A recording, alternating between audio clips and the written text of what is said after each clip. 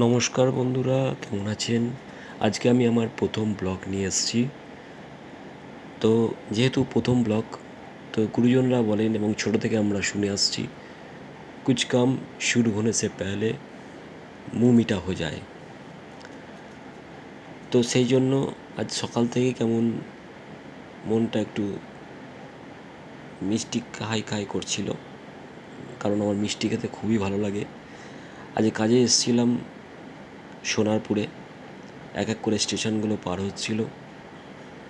তো সোনারপুরে নেমে কলিগের সঙ্গে কাজ করতে করতে হঠাৎ করে চোখে পড়ল গাঙ্গুরামের মিষ্টির দোকান।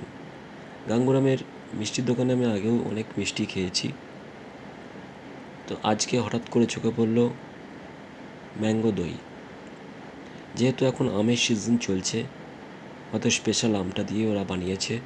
আগেও আমি খেয়েছি, বসিরহাটে যখন গেছিলাম কাজ করতে, ওদেরই যে গাঙ্গুরামের সুইটস দোকান ছিল, সেখান থেকে আমি খেয়েছিলাম এই গাঙ্গুরামের মিষ্টি আম দই। খুব ভালো খেতে, খুব সুস্বাদু।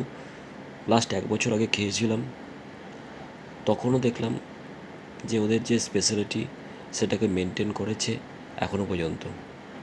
খুব ভালো খেতে। একটা কাপের দাম অনলি 30 টাকা। আপনার খেয়ে দেখুন বন্ধু, ভালো লাগবে।